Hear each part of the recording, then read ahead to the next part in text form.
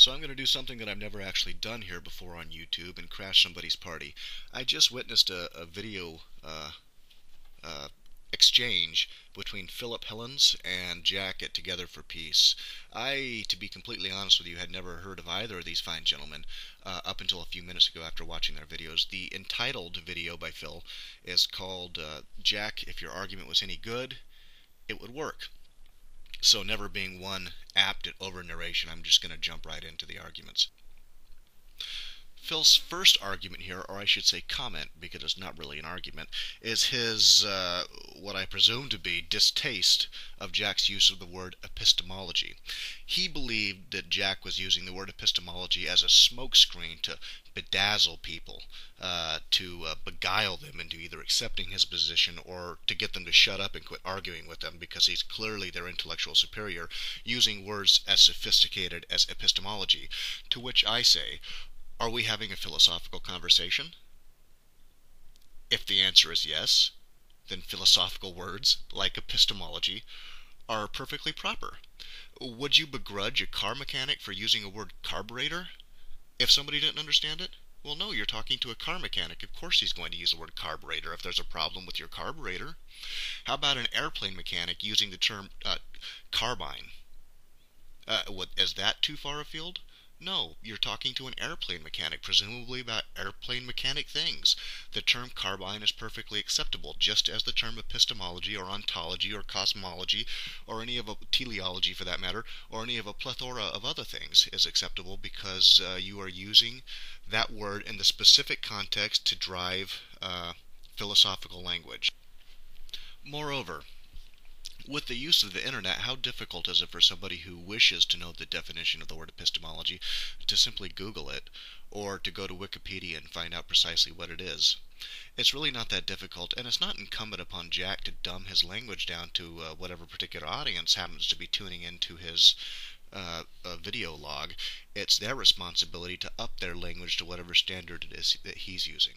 Now, is Jack using sophisticated language in order to beguile the people listening to his video, or in order to hide a lacking of understanding in terms of the philosophy that he's using language to describe? I don't really see that, and I don't think that Phil has described fully what that means or what some of the nuances he was looking for were, outside of some that I'm going to address here coming up shortly. What it seems like to me is that Phil is saying, since we already understand from this video that he believes that rationality leads to a specific place, presumably he believes that rationality leads to where he is. Therefore, really what he's saying, in my opinion, is that people like Veritas48 and Jack aren't thinking sufficiently philosophically because they disagree with him.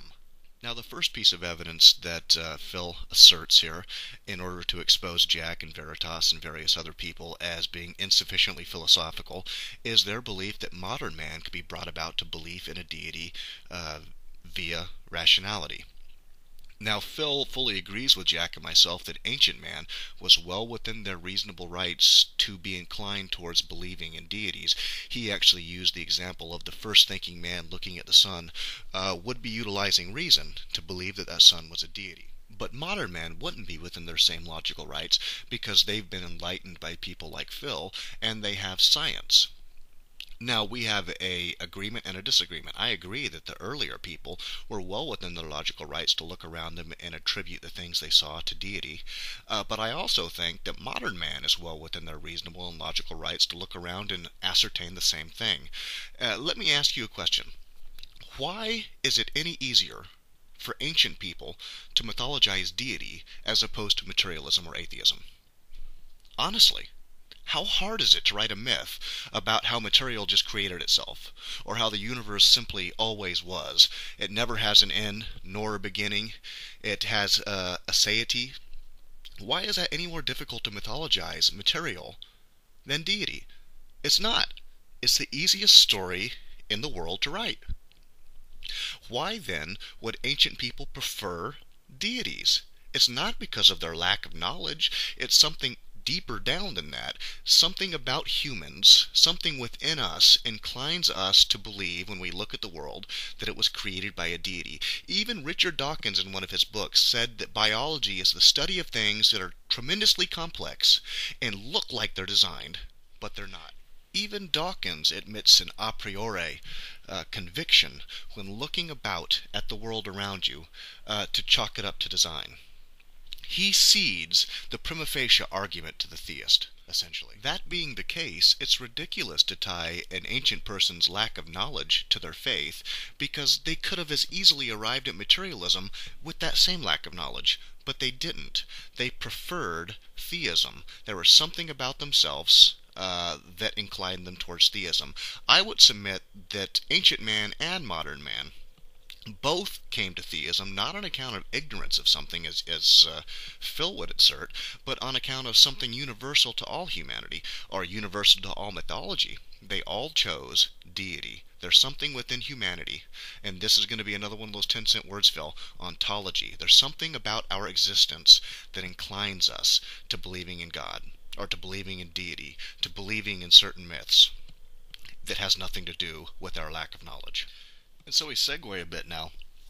The next reasonable question that I'm going to answer, there were some in between that I'm going to skip because they seem to be personal between him and Jack, about the number of atheists who have left messages on his page and answered his questions. As whether or not they've answered them, I don't know, but I doubt it. The next thing he does is say that if Christianity is a rational argument, shouldn't that indicate that it would be able to convince the most rational people?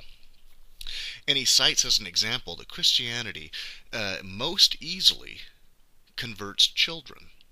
And children, he says, are not the most rational human beings on the planet. And the most rational idea on the planet should be an appealing one to the most rational, not the least rational.